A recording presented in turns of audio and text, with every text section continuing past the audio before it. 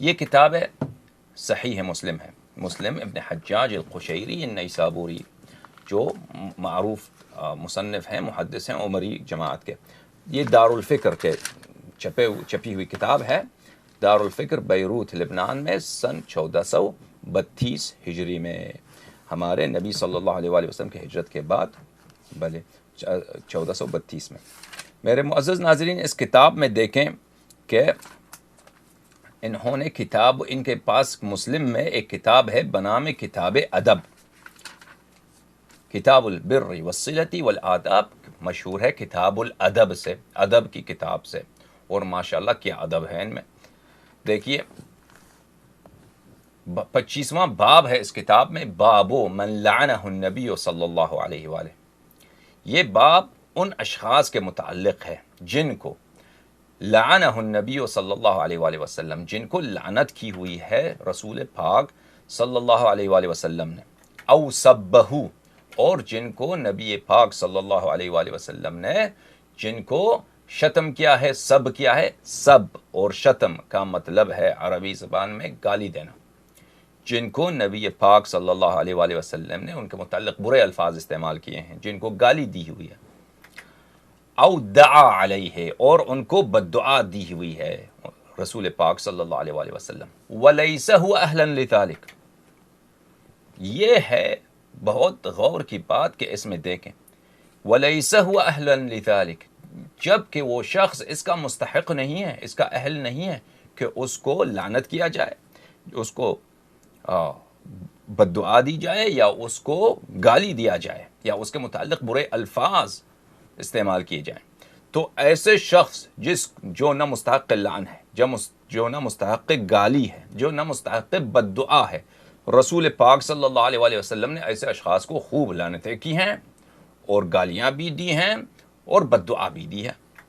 تو ایسے شخص کا کیا ہوگا؟ کان لہ زکاۃ و اجر و رحمہ، ایسے شخص کے لیے یہ زکوٰۃ ہے، یعنی پاکی کا سبب ہے. رسول پاک صلی اللہ علیہ وآلہ وسلم نے اس کو جو بلا وجہ ان کو گالی دی ہے یا لعن کی ہے یا بددعا دی ہے، اس شخص کے لیے پاکی کا سبب اور اجر اور رحمت کا سبب ہوگا. حدیث نمبر 6509 کن سے روایت ہے؟ ان کی مائی عائشہ سے.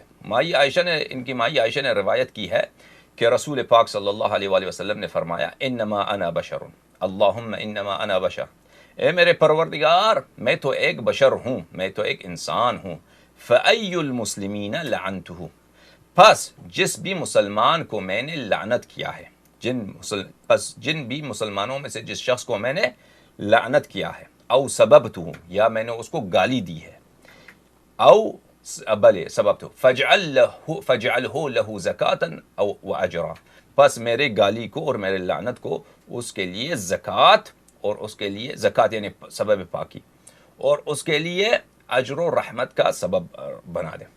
اور اسی مضمون کے ساتھ کئی ایک روایتیں انہوں نے نقل کی ہے. اب دیکھیں روایت 6510، وہی روایت وہی ہے. 6511، فَأَيُّمَا رَجُلٍ مِّنَ الْمُسْلِمِينَ سَبَبْتُهُ أَوْ لَعَنْتُهُ أَوْ جَلَدْتُهُ، یہ تو کہتے ہیں کہ اے میرے پروردگار، ابی ہریرہ سے روایت ہے کہ اے میرے پروردگار میں تو صرف ایک بشر ہوں، پس جس بھی مسلمان مردوں کو میں نے لعنت کی ہوئی ہے، یا میں نے ان کو گالی دی ہوئی ہے، یا میں نے ان کو مارا پیٹا ہے، یا میں نے ان کو بلے مارا پیٹا ہے، فَجْعَلْهَا لَهُ زَكَاةً وَرَحْمَةً، تو اس میرے مار پیٹ کو، میں نے ان کو مارا ہے، گالی دی ہے خوب، تو اس کو ان کو سبب زکوٰۃ و رحمت، سبب پاکی و رحمت قرار دے.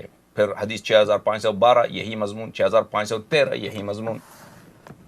حدیث نمبر 6514 یہ بھی ابی ہریرہ سے ہے کہ اے میرے اللہ، میں تیرے سے عہد لیتا ہوں کہ میں تو صرف ایک بشر ہوں. فَأَيُّ الْمُؤْمِنِينَ آذَيْتُهُ، پس جس بھی مؤمنین کو میں نے اذیت دی ہے، شتمتہ، میں نے اس کو گالیاں دی ہیں، ہاں، جلدتہ، میں نے اس کو مارا پیٹا ہے، فَاجْعَلْهَا لَهُ صَلَاةً وَزَكَاةً وَقُرْبَةً، پس اس کے لیے صلاۃ، نماز حساب کرنا، زکوٰۃ حساب کرنا، قربت حساب کرنا، اور اسی حساب سے وہ کئی اور ہی روایتیں لاتے ہیں. تو پورا باب ہے، بہت ساری روایتیں انہوں نے اسی مضمون کے ساتھ لایا ہوا ہے کہ رسول پاک صلی اللہ علیہ وآلہ وسلم نے بیچارے افراد کو جو نہ گالی کے مستحق تھے، نہ مارنے کے مستحق تھے، اور نہ لعنت و بددعا کی مستحق تھے، ان کو لعنت و بددعا بھی دی ہے، ان کو مارا پیٹا بھی ہے، اور ان کو خوب گالیاں بھی دی ہیں۔ صلی اللہ علیہ وآلہ وسلم ونستجیر باللہ تبارک و تعالی من هذا الكفر الصریح۔